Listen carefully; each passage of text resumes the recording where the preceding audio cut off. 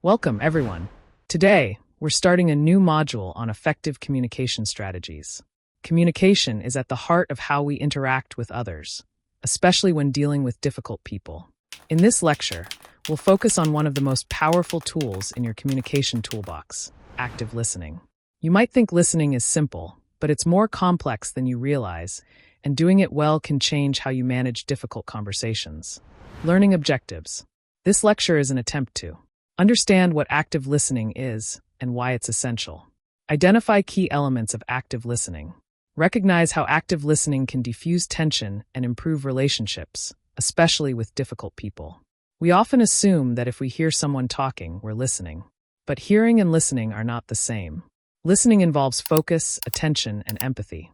It means absorbing not just the words someone says, but also their emotions, intentions, and unspoken concerns. When you practice active listening, you are fully engaged in the conversation and responding thoughtfully.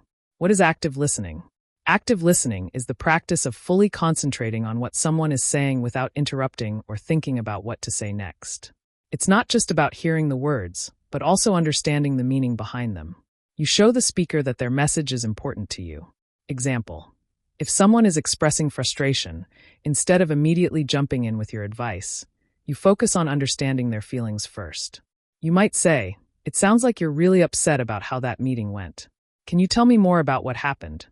Key elements of active listening. Let's break down the key components that make active listening effective. Focus and attention. Give your full attention to the speaker. Avoid distractions like your phone or thinking about your response. Stay present in the moment. Nonverbal cues. Show you're listening through eye contact, nodding, and an open posture. Your body language can communicate that you're engaged, even if you're not speaking. Reflective listening. Repeat or summarize what the speaker has said to confirm understanding. For example, you're feeling stressed because the project deadline was moved up. Did I get that right? Empathy. Try to understand not just the content, but the emotions behind what is being said.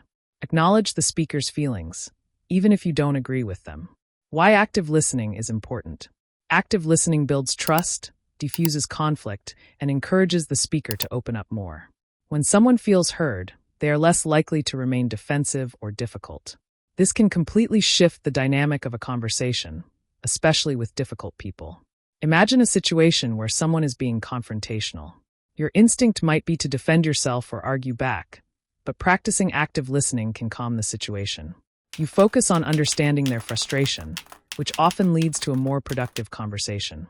The key here is that listening validates the speaker, showing them that their thoughts and feelings matter. Story illustration. Here's a story that highlights the power of active listening. A teacher, Mr. Roberts, had a student named Jake who was always disruptive in class. One day, instead of punishing Jake, Mr. Roberts asked him to stay after class and talk. For the first time, he actively listened to Jake's frustrations.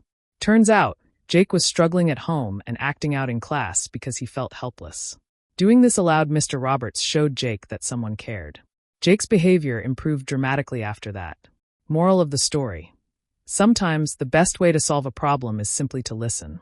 Jake's behavior wasn't about the classroom. It was about deeper issues. Active listening helped uncover the root cause. Analogy. Think of communication like tuning into a radio station. If you're distracted, or if you're thinking about what you'll say next, you might miss the signal and only hear static. But when you tune in carefully, the message comes through clearly. Active listening is like adjusting that dial. The more you focus, the clearer the message becomes. Moral of the analogy. Just like tuning a radio, active listening requires adjusting your focus. It's not automatic. You have to make an effort to catch the real message. Follow-up assignments.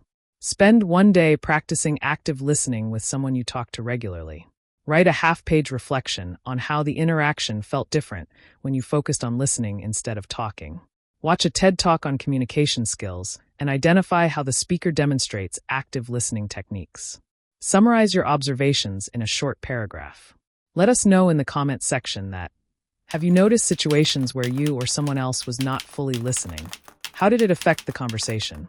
Or, have you ever tried active listening and seen a positive change? Conclusion. That's it for this lecture on active listening and its importance. In the next lecture, we'll explore how to set boundaries effectively in communication. Thanks for your attention, And don't forget to practice active listening in your daily interactions.